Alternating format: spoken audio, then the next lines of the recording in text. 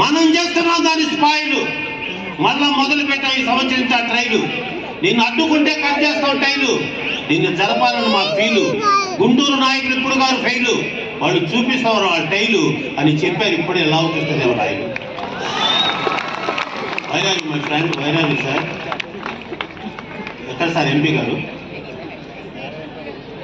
MP అంటే మన మధ్య పెరుగుతున్న బిడ్డ. మీరు ఇందాకే అన్నారు నక్క ఆనందబాబు గారిని ఒకసారి కలిసినప్పుడు, సార్ ఎమ్మెల్యే గారు నమస్కారం ఆపవాయా, మీ దైవంలో మేము ఏదో అధికారం అనే దాంట్లో ఉన్నాం. ప్రజల సేవ చేసి ప్రజల మనసులో ఉన్నప్పుడు అప్పుడు మాకు లెక్క, లేకపోతే మా అధికారానికే పోక్క. మేము ఉండాలి ఎప్పుడు వాళ్ళ పక్క, వాళ్ళ పనులు చేయాలి ఎంతో చక్క అని చెప్పిన వాడే ఆనందబాబు నక్క. ఎందుకంటే మాటలు గీటలు చెప్పడానికి వయసులో ఉండబల్ల చిన్న పెద్ద చిన్న, పని చేయకపోతే సున్నా. ఆయన గత ఏళ్ల నుంచి చూస్తూనే ఉన్నా. ఆయనే శ్రీ లక్ష్మీనారాయణ కన్నా. ఏంటి సార్ మీరంతా ఎట్లా నడుపుతారు సార్ ఈ రాజకీయం? ఏంటి సార్ మీ ధ్యేయము? ఎట్లా చేస్తారు సార్ ప్రజలకు సాయము? వాళ్ళు మింగలేకపోతున్నారా కషాయము? ఎలా తెలుసుకుంటారా విషయము? ఎట్లా చూపిస్తారా ప్రణయము? మీలాంటి నాయకులు లేకపోతే తెలుగు నేలకే ప్రళయము. మీకు ప్రజలు ఇస్తున్నారు సార్ అభయము. వాళ్ళతో మీకేం సార్ భయము? మీకు ఎప్పుడు జయం జయం జయం. మీలో వద్దనవసరమైన ఎమోషను, దీన్ని నిర్వహించడం ఒక ఎగ్జామినేషను. శ్రీనివాసులు తీసుకున్నారు గారు ప్రిపరేషన్, మీరందరూ ఆయనకి ఇస్తున్నారు కోఆపరేషను. సక్సెస్ అయిన మన ఆపరేషను, సృష్టించాడు ఆయన ఒక సెన్సేషను. అందుకే వచ్చాయి ఈ లొకేషను. ఏదో అనుకోవద్దు మాటల అట్రాక్షను, మీరు తప్పద్దు అట్రాక్షను. జనాల్లో కావాలి రియాక్షను. ఆయన చేయండి ఇప్పుడు చెప్పండి సార్.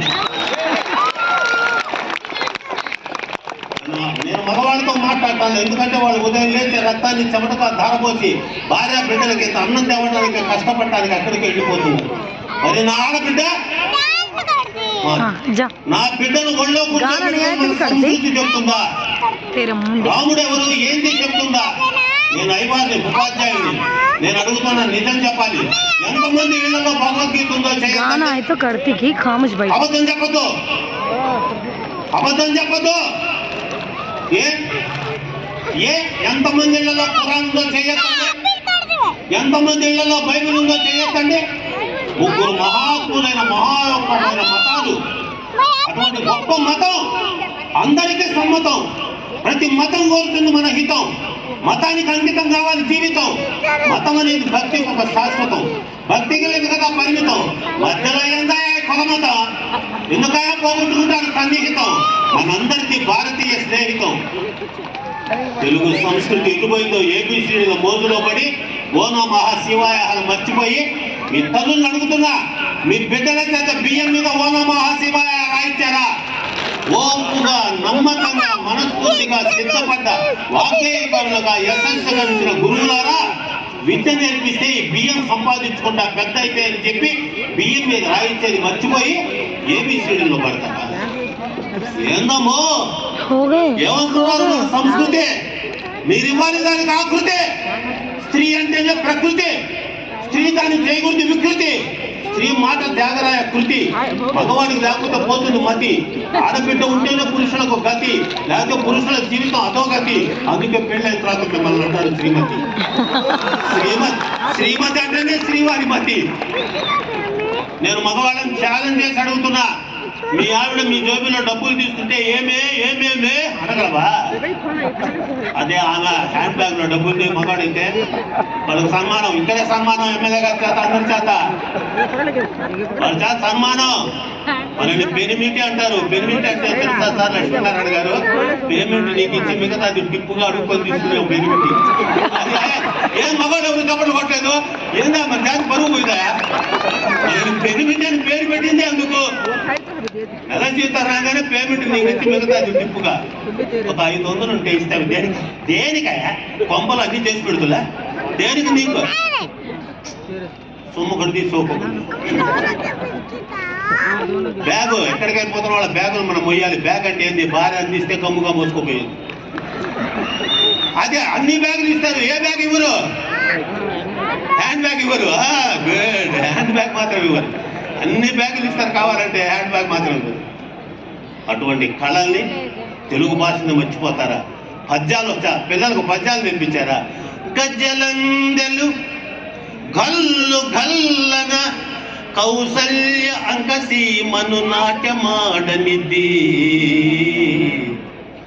లోకపావని అయిన ఆకాశ గంగకు జన్మ కారణమైన స్థానమిద్ది, పతి శాపమున రాతి బండయై పడి ఉన్న ఇంటికి నిజ రూపమిచ్చనిద్ది,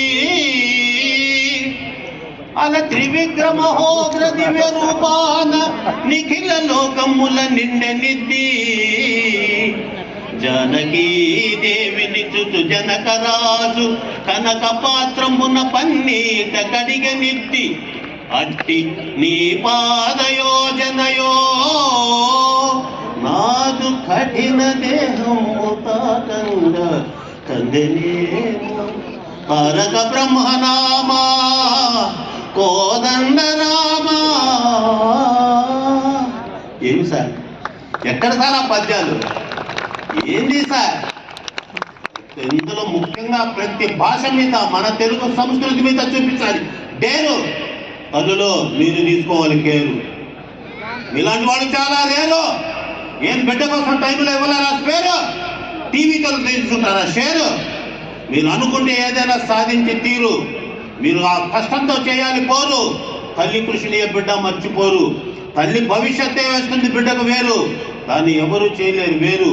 ఎక్కడ సార్ నజీరు? ఆయన కోసం వచ్చా గుంటూరు. ఎందుకంటే వస్తూనే ఉంటాం మళ్ళా. ఇక్కడ ఆనందంగా ఉండాలి పిల్ల చల్ల. ఏదైనా గుంటూరు వాళ్ళకే చల్ల. అయినా రాలేదే మన రామాంజనేయులు బొర్ల మాధవి గళ్ళ. అందరూ కూడా వాళ్ళందరూ ఇప్పటికి కూడా ఒక్కటే చెప్తున్నాం. మేము నందమూరి తారక రామారావుతో 1982 నుంచి మార్చి 29 నుంచి నడుస్తూనే ఉన్నాం. ఇప్పటికీ గల్లా జయదేవ్ గారికి 2 ఎన్నికల్లో మేము, తెలుగుదేశం అంటేనే సేవకు నేము. ఏమంటే ఆనందబాబు గారు ఇప్పుడు చూస్తున్నాం కదా కొత్త స్కీము.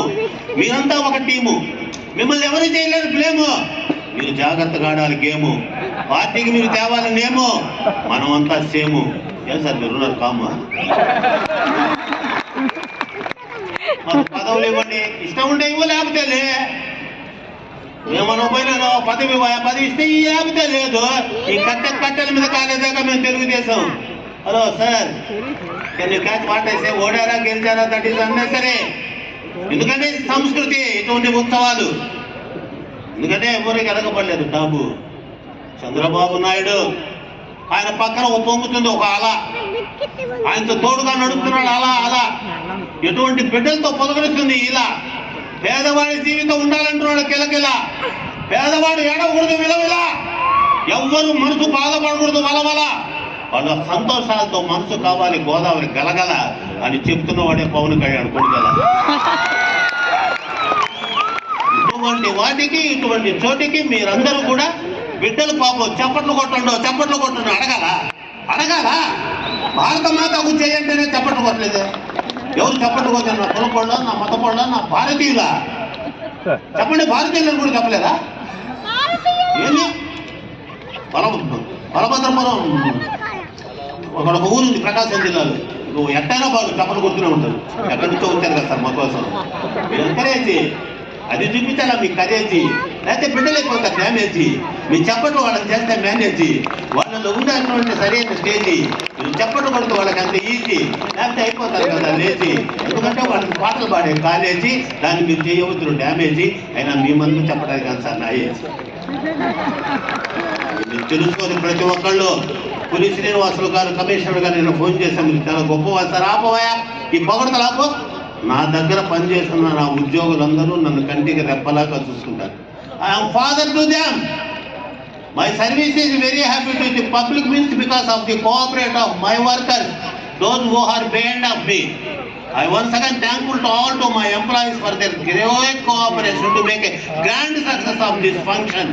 అని చెప్పినప్పుడు that is the reality, that is your quality because of your sincerity. పోదుగా సార్ ఎలక్ట్రిసిటీ చాలా జాగ్రత్త బిడ్డ. ఈ పాటలు పాడేవాడిని చూస్తే నవ్వు వచ్చింది. కంటసాల పాటలు పాడలేదు. ఘంటసాల పాటలు రావు, రావు. ఆ పాటలు చిరస్థాయి. పుండరీకుడు కామంతో కన్న తల్లి తనను అర్ధరాత్రి బయటకు నడిపించేస్తే కాళ్ళు పోగొట్టుకున్న పుండరీకుడు ఏడుస్తుంటే ఘంటసాల పాడాడు. నాది పోతినమ్మా నా గతి నెరిగితినమ్మా, మీ మాట దాటనమ్మ ఒక మారు కనరమ్మా, మాతాపిత పాద సేవే మాధవ సేవేయని మరువనమ్మా, నన్ను మన్నింపగరారమ్మా అమ్మా అమ్మా.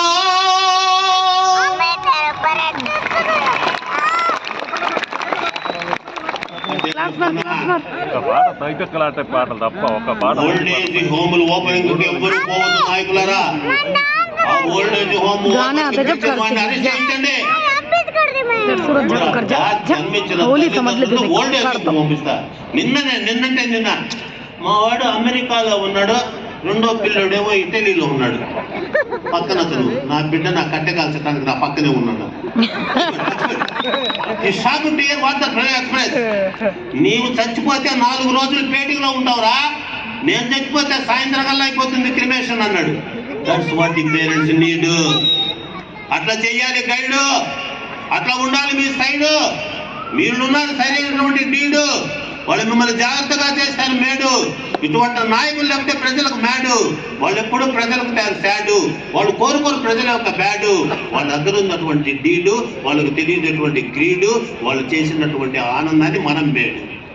ఈరోజు ఈ సంక్రాంతి సంబరం గుంటూరు జిల్లాలో జరుగుతుంటే నేను ఇందాక వచ్చినప్పుడు ఆ కుర్చీల దగ్గర ఇచ్చారు, నా పేరు పోకూడదండి బాబు, నేను ఉపన్యాసకుడిని అయినా సార్ అంటే అది వాళ్ళ డ్యూటీ, అది వాళ్ళ duty. They done that duty. వాళ్ళ డ్యూటీ ఎవరు రావాలి ఎవరు రాకూడదు వాళ్ళకి తెలియదు.